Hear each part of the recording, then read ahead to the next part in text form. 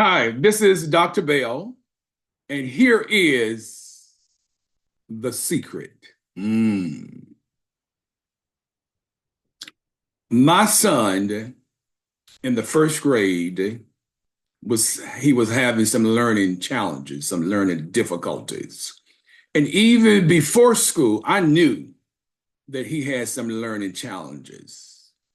And so the first grade teacher, I remember, contacted me and said they want to meet of some concerns with my son. And so they wanted to do further testing because they suspect some learning disabilities, as I call them, learning challenges, because he learns differently. The school waited too long to do the testing, and I was anxious because I knew I had a feeling that there was something amiss here. And so I had him tested privately, and of course, the results, panned out. He had learning disabilities, learning challenges in all academic areas. So at that moment, my journey for him began. I always tell people, one, you must be an advocate. In order to be an advocate for children with special needs, you have to know the availability of resources and to know your right. So I think I was a very good advocate for him.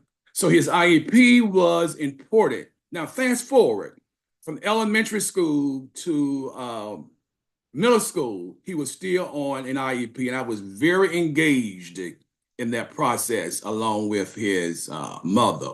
Although I was a school counselor at the time where he was attending middle school, I still had to advocate for him.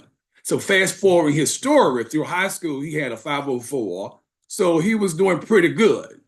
But let me go to the ending of his story to make my point.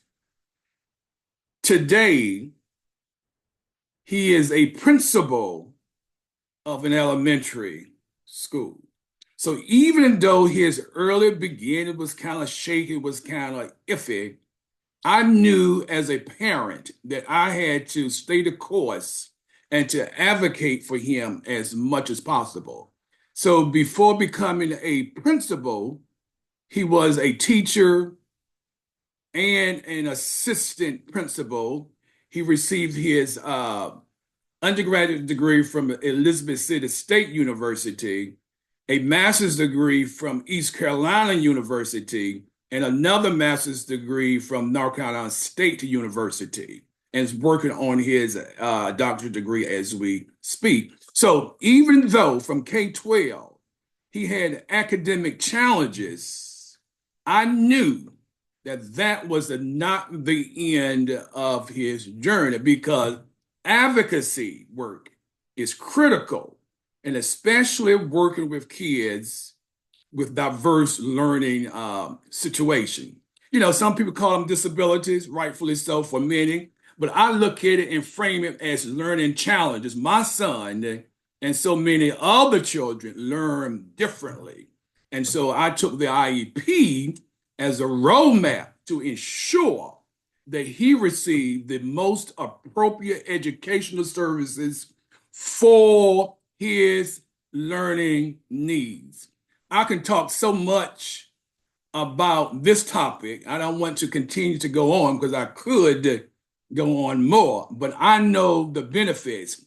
And when I look at my son now and smile and, with glee, and I say to him, you are who you are because of the smartness of your mother and your father, because we advocated for you. But what's so unfortunate that some kids and some families don't have the advocacy, the effective advocacy to make the difference of the lives of those who may be marginalized. All right, let me stop because I can offer a sermon right now on this topic. So be well to all of you.